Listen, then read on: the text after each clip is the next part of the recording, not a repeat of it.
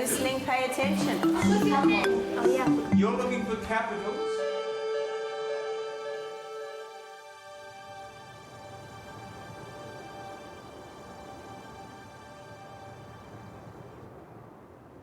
Eltham Green School in South London. John Bailey is investigating how this school can reverse the decline of bright but unmotivated girls who are starting their GCSEs. He's already met some of the girls who teachers find challenging and undermining. And he's seen how some staff have adopted what appear to be defensive tactics, such as being overly cool and avoiding confrontation. Come on, put it in there. Where's your book? Can you get your book out, Jess? You took it home. But today, he's about to meet a teacher who seems to have cracked the girl thing. I'll just give these out to you. Hannah Johns has been teaching for 3 years. She came to Eltham Green as a Teach First recruit and is now head of RE and psychology. She's about to start a lesson on social harmony with her Year 10s. Okay, we're going to be talking about what it means to be part of a multi-faith society. By the end of the lesson, you are going to know what a multi-faith society is. Okay, once you've written the aims down, if you can just put your pen down, and then as a class, we're just going to go over the starter. The starter links back to last lesson. We're just going to check your understanding of the key terms that we got from last lesson. Okay, so when you do it, put your pen down and look up, and then I'll know that we're ready to go through the starter. Yeah, sorry. So I always try and give them a starter that they can actually do whilst I'm sort of doing my manual stuff. And those students that turn a bit late, if they don't quite finish the starter, then, you know, then at least we're all ready to move on to the lesson together and students haven't just been sat there not doing anything. I'm going to read out the question, then I'm going to ask someone to tell me what they circled as the correct answer. So, tick these if you've got them right, cross them if you've got them wrong.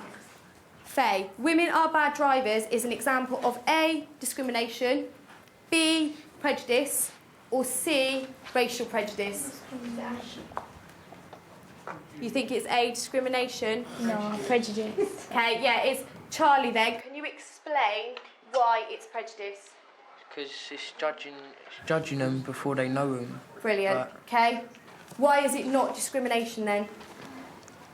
You're right. It's because they're not taking it further as, like, telling them this thingy in it. They're not taking action about it. Brilliant, Jess, say that again. They're not taking action about it. Fantastic, yeah, because discrimination is acting on your prejudice. Well done, okay? Jess actually got moved into my class about 4 weeks ago because she wasn't getting on with her other teachers, so they said, can you have her? And then as Jess rightly said, discrimination is when you act on your prejudice. Well done. And finally then, this is one we haven't done, but let's see if you know it. Billy, different ethnic groups living together peacefully is A, racial harmony, B, racial prejudice, or C, racism? B. You think it's racial prejudice? It's A. Okay, Jess, why do you think it's A?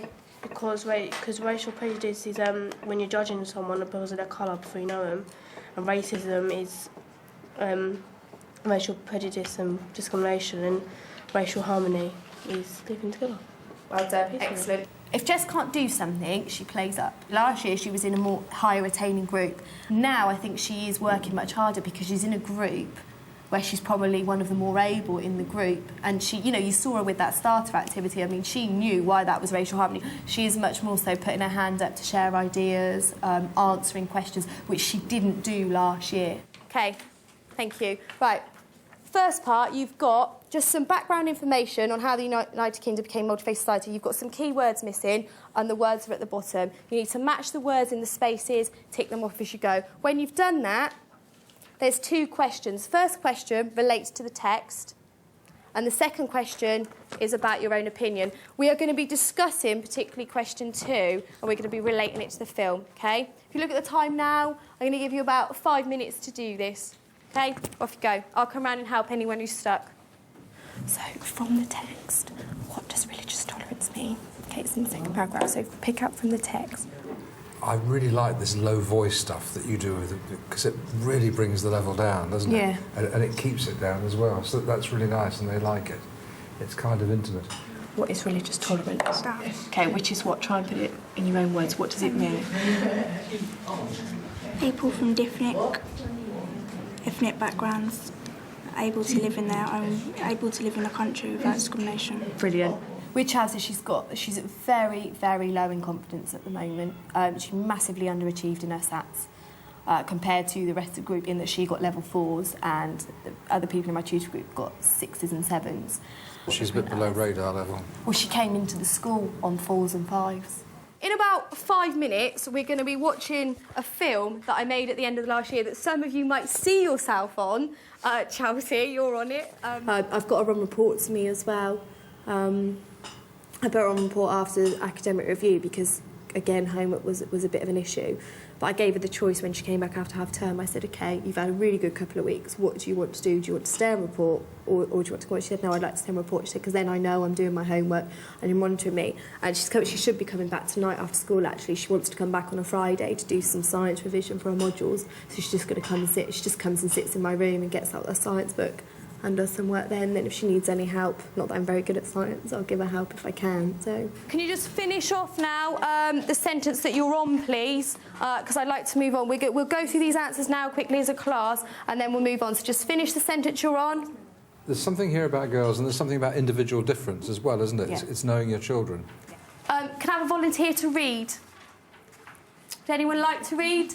Thank you, Jessica. If you can read out, if you read through that and then actually read out the keywords, but pause after the keywords so everyone can give it a tick if they've got it right. Okay, off you go. Many societies were mono. Yeah, faith, that's right. Monofaith. Yeah. having one religion. Societies until the 20th century. In some ways, Great Britain has been a multi-faith society ever since the 16th century. Jess, anything to do with boys, she will get onto. Doodling, I Love Ricky, I think she showed some pictures at the end of boys she's got stuck in her planners. And I think that's her friendship group. They're all absolutely besotted with boys, and it's all about boys and what they're doing. So Britain had to have laws encouraging religious tolerance. Everyone free to follow their own chosen religion without discrimination. Thank you, Jess. You stop there. You're doing absolutely so far. Tommy, can you just turn around, please, so you're facing the front? Well done, Jess. I call Jess Ginger sometimes, and I call her by her middle name, which is Barbara, and she hates it. But I can kind of do that with her because I know her.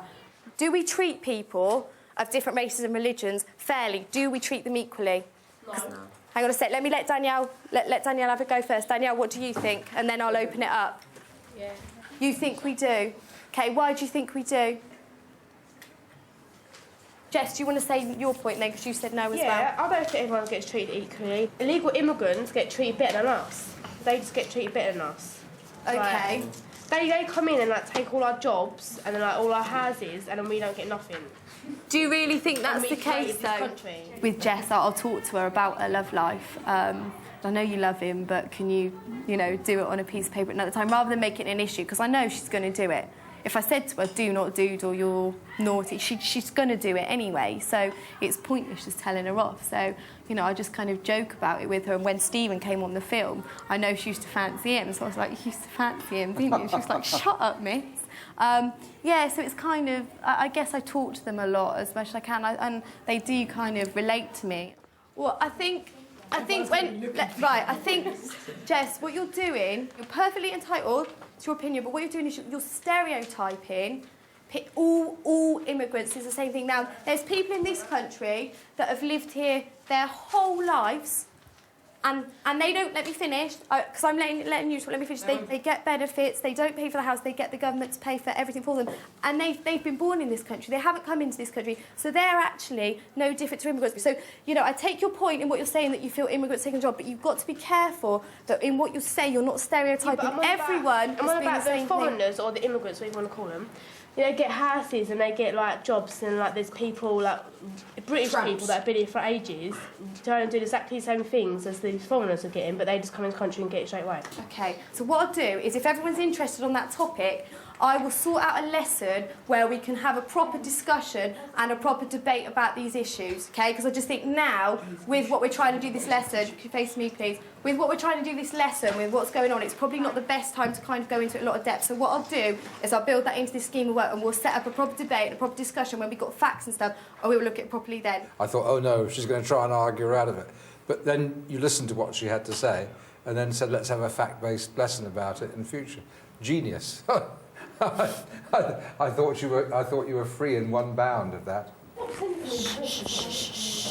Tommy, can I just remind you, you're on report. At the moment, you're on an S. If I have to tell you again, it will be an X, OK? I usually choose 2 students once a week, and I make positive phone calls home on them.